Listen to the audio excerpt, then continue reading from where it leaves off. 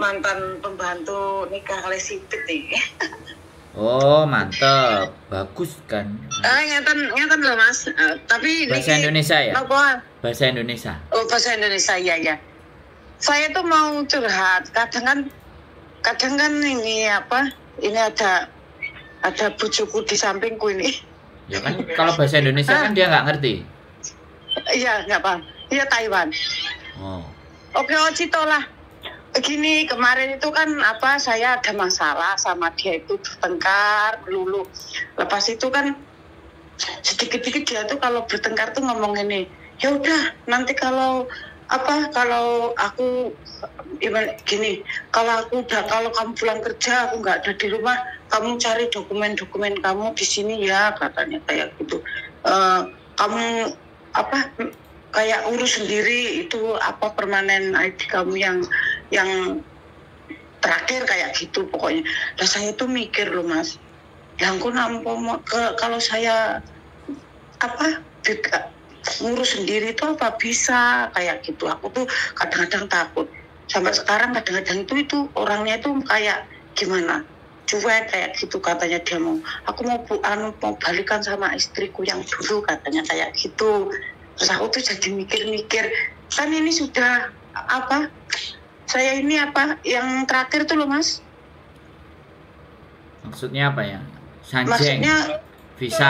Bukan visa yang terakhir tuh yang 2 tahun lagi kan saya sudah pengambilan permanen ID.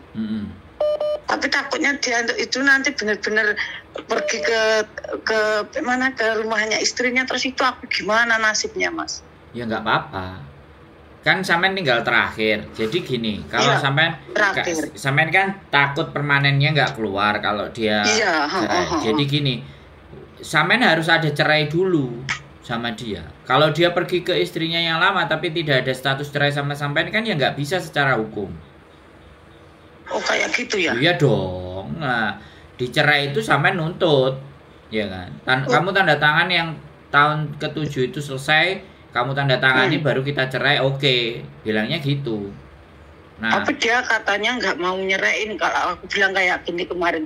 Bagus. Ya oke lah, nggak apa-apa. Aku bilang kalau kamu perlu kebalikan sama istri kamu, balikan aja. Aku juga nggak apa-apa. Aku ini orangnya nggak begitu mikir ya Mas soalnya. Ya bukannya aku sekarang udah umurnya tua, nggak terlalu mikir laki-laki kayak 100% itu enggak, udahlah aku udah tua. Aku yang aku pikirin kerja cari uang, ngumpulin uang, kerja cari uang, ngumpulin uang kayak gitu aja aku. Cuman kemarin itu entah ada apa, dia itu tiba-tiba profil WhatsApp-nya yang dulunya sama aku diganti profil kayak kartun kayak gitu. Cuman mungkin aku orangnya yang terlalu negatif thinking, jadinya aku mikirnya yang enggak kayak gitu Mas soalnya. Terus aku marah sama dia, ya udah kalau kamu memang pilihannya kayak gitu ya nggak apa-apa, aku bilang kayak gitu. Terus aku tuh bingung, terus aku mau nanya Mas ini, kalau saya kerja di restoran itu sudah 6 tahun. Kalau seumpamanya dia nggak mau ngelanjutin itu company-ku tuh mau nanggung aku lanjut ya Mas? Ya itu pertanyaannya ke restorannya bukan ke saya. Oh, maksudnya dulu belum ada case kayak gini ya? Ada, banyak. Tapi kemarin temanku yang satu kerjaan sama aku tuh bilang katanya bisa, temen aku tuh bilang adanya kalau kamu memang benar-benar dibuang sama bojomu, suamimu itu kamu bisa itu ngomong sama tempat kerjamu suruh ngelanjutin kayak gitu. Tapi aku mikirnya iya kayak gitu. Iya. Wes, kalau ngomong gantian ya Mbak. Habis ngomong terus saya ngomong. Jadi jangan saya ngomong sampean potong, ya. Iya. Nanti kalau sampean potong terus sampean nggak dapat info. Yang ada cuman sampean cerita tok tapi nggak nemu solusi.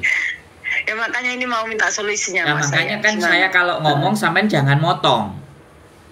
Ya, saya kasih kesempatan sampean ngomong, baru sampean ngomong. Jangan aku ngomong sampean langsung, oh gini Mas aku itu gak pikir bla bla bla. Ya gimana saya mau ngomong? Terus gimana nih Mas? Sampean mulai dari sekarang nanya dulu sama restoran. Oh gitu. Aku ini ada persoalan sama suamiku dan tanda tangan permanenku tinggal berapa bulan ibaratnya. Kalau seandainya suamiku nggak mau ngasih aku ke tahun yang ke-7 terakhir, kamu kira-kira mau nggak jadi tukang tamponya untuk jadi permanen? Kan aku sudah kerja sama kamu sudah sekian tahun, bisa nggak kamu bantu sama yang punya restoran? Minimalnya manajernya. Kalau nggak ada yang ownernya ya manajernya, kalau ada ownernya ya ownernya. Soalnya kan laporan MPF sampean kan jelas nama perusahaan, nama restorannya itu toh. Nah, makanya tinggal dia bikin surat tampo, surat jaminan bahwa yang jamin dia untuk ketika permanen dan bekerja adalah perusahaan ini, restoran ini. Nah, kalau restorannya ACC, sampean nggak usah pusing sama suaminya. Oh gitu ya Mas. Ya, tapi kalau restoran nggak mau, wah ya ini yang agak sampean berat. Makanya bingung aku. Nggak usah bingung. Sekarang aku ngomong. Makanya coba dulu ngomong sama yang punya restoran. Oh. Paham nggak? Biasanya nek orang tua itu memang kalau dibilangin angel. Paham nggak? Iya ngeyelan Mas, ngeyelan. Nah, ya sampean wis duwe KTP, wis rumangsa nang Hongkong tuwek, terus ngeyel. Nah, padahal aslinya bingung. Bisa dipahami nggak? Makanya mau curhat kemarin itu mau telepon bingung aku pusing. Tadi udah bangun dari pagi mau telepon masih pagi. Takutnya sampai belum bangun, takut ganggu aku bilang. Sudah bingung ya kan? Tanyanya ke saya yang anak kemarin sore, lah ya repot toh. aku ini apa dibilangin sama temen aku itu yang nikah sama orang sini itu juga Mas. Coba kamu tanya sama Mas Andro, bisa enggak katanya. Coba nanya-nanya kayak itu. Ya udah aku telepon. Jadi bisa. Kemarin juga ada kasus, ya kan. Kemarin itu kasusnya adalah dia itu dijamin oleh perusahaan dari Indonesia. Nah, perusahaan dari Indonesianya itu bangkrut, sedangkan dia itu sudah 7 tahun itu kurang berapa bulan aja. Kalau diputus visanya sama perusahaan itu otomatis dia kan ngeblank. Siapa yang jamin? Kalau nggak ada yang jamin kan visanya habis tuh. Kalau habis kan nggak bisa. Harusnya tanda tangan taruhlah di bulan Agustus. Kalau Agustus ini tidak ada yang memberikan jaminan, maka permanen residennya dia nggak akan keluar. Akhirnya dia kerja di restoran, di perusahaan Indonesia, nggak usah saya sebutkan. Nah, perusahaan Indonesianya itu mau nampu dia untuk jadi residen. Lah terus akhirnya si orangnya tadi yang dapat residen, ya sudah, kalau memang dia bisa nampu, minimalnya aku perjanjian sama dia. Paling tidak aku harus kerja 1 tahun atau 2 tahun. Jangan sampai aku udah dikasih permanen terus aku keluar. Oh ya sudah, bagus loh. Bagus loh Pak, saya bilang kan kayak gitu sama bapaknya. Ya sudah, sekarang udah berjalan dan sudah ditampo dan sudah ke imigrasi. Kemarin itu juga minta ngomong aku yang nemenin ke imigrasi, tapi ternyata perusahaan restorannya itu yang ngurusin sendiri ke imigrasi, bantuin. Jadi ini enak, wis aman. Dan dan sekarang statusnya sudah bisa jadi permanen.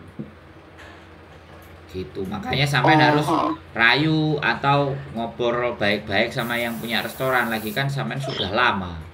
Sudah, saya hampir 6 tahun Mas aku ya sudah, tak telepon sama si majikannya. Kalau manajernya juga bagus banget sama aku tuh.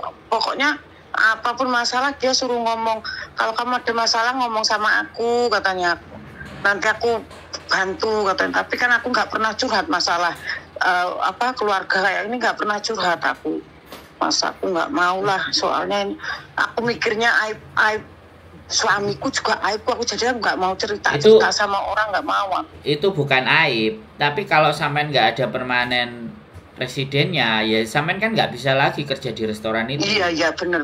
Makanya ngomong ke manajernya, lah aku supaya masih bisa kerja di restoran, lah kamu rencananya mau di restoran sampai berapa lama? Ya saya pegelku, kalau aku pegel 2 tahun 3 tahun ya aku baru leren, karena mencari karyawan di restoran itu kan tidak gampang. Lah sampean kan sudah, lah sampean sudah kenal lama ya pastinya dipertahankan. Kalau cuman surat aja ya dia kasih rekomendasi. Habis rekomendasi ganti yang nampo, ibaratnya yang tanggung jawab. Yang kemarin suami, sekarang yang tanggung jawab perusahaan restoran itu. Ya kau tim saya loh, udah ada tanda tangan, dapat permanen, ya selesai, nggak ada masalah sampean. Iya, jadi gini kan aku ngerti toh Mas, maksudnya kan tahu kayak gitu gimana itunya. Kemarin mikirnya malam sampai mikirnya aku kayak gini, kalau memang benar-benar dia pulang Indonesia lah, kalau sampai nggak jadi itunya mau gimana lagi. Mikir aku kayak gitu. Terus aku coba mau nanya sampai apa ada kasus kayak gini kayak gitu. Aku cuma terus temanku tuh bilang, ya telepon aja Mas Sandro, minta solusinya, katanya. Ya udah aku telepon. Kemarin waktu sampean telepon aku kerja nggak bisa ngangkat, terus aku telepon sampean katanya sibuk sakit, wis. Iya, kalau malam kan jadwalnya saya jam 10 mentok. Ya kan. Semoga cepat sembuh ya Mas, rezekinya lancar selalu. Jadi sampean sudah jelas kan berarti? Iya. Sudah paham kan? Makasih. Sudah tahu apa yang harus dilakukan. Yang penting kan itu. Makasih ya Mas. Oke. Makasih ya Mas. Yuk, makasih. Bye. Yuk, bye. Assalamualaikum. Ya teman-teman, ya ini kasus menikah, permanen residennya udah mau keluar di tahun yang ke-7, tapi suaminya blenot. Ya, kebetulan mbaknya itu sudah kerja di restoran. Ya sudah 6 tahun di restoran itu. Ya sudah minta tolong sama restoran itu untuk bagaimana mengcovernya. Lagi pula kalau kerja di restoran kan otomatis MPF-nya juga ditanggung restoran. Kalau restorannya baik dan mbaknya punya rezeki, ya alhamdulillah bisa dapat permanen. Jadi siapapun ya teman-teman semuanya yang sudah punya dependent visa untuk mencapai ke arah permanen itu sederhana sekali dan gampang. Makanya jangan kita berpikir menjadi nyonya besar dada yang hanya menerima uang dari suami. Kalau suami kita ngasih uang, kalau suaminya nggak ngasih uang, apa yang harus kita lakukan? Nah, terus kayak gitu, kalau suaminya masih pingin balik sama istrinya yang lama, samain mau dianggurin. Nah, makanya harus pinter-pinter di situ. Carilah sebuah perusahaan di mana perusahaan itu bisa memberikan garansi dan jaminan buat kelangsungan hidup sampean. Biar nggak visanya balik lagi gitu loh ke domestic helper. Jadi itu penting ya, sekali lagi menikah dengan orang Hongkong itu bukan untuk mendambakan seseorang yang hanya mengasihi dan menyayangi juga. Tapi namanya cinta, kasih dan sayang itu semuanya punya batas ya. Nah, batasan-batasan itulah yang harus kita pahami untuk kita bisa mengerti, sehingga kalian bisa mengatur strategi sedemikian rupa. Ya nggak apa-apa kalau kamu nggak mau, ya sudah. Kalau kamu mau balik, ya sudah. Tapi hubungan kita kan harus cerai dulu kalau kamu selesai. Nah, kalau sudah jadi permanen tapi yang nampu bukan suami sampean, sedangkan suami sampean ada, tapi yang nampu perusahaan, ya nggak apa-apa menurut saya. Ya kan, itu yang jadi dasar pertimbangan imigrasi. Suaminya ini kenapa kok nggak nampu? Ya yang nggak mau nampu kan suami saya, bukan saya kan ibaratnya. Nah, biar nanti dia apakah itu termasuk terkena masalah atau apa. Tetapi kalau memang dia mau bercerai, ya usahakan bercerai dulu. Dan bercerai di Hongkong tidak gampang. Kalau dari dua belah pihak tidak sama-sama iya, maka proses perceraian itu juga tidak akan terjadi. Proses perceraian terjadi ketika dua-duanya bilang iya baru. Beda sama Indonesia. Indonesia kalau satu nggak iya, satu ingin bercerai, sampai kapanpun itu bisa putus cerainya. Entah 8 bulan, entah 9 bulan bisa kelar. Tapi kalau di Hongkong kelar, tapi kelarnya lama. Harus ada beberapa pembuktian. Makanya nggak gampang untuk bercerai di Hongkong. Makanya orang berhati-hati dalam menikah. Ya, apalagi sudah punya anak. Ya itu serba-serbi. Mungkin itu saja yang bisa saya sampaikan buat teman-teman. Keep stay tune my YouTube channel and see you next video. Bye bye.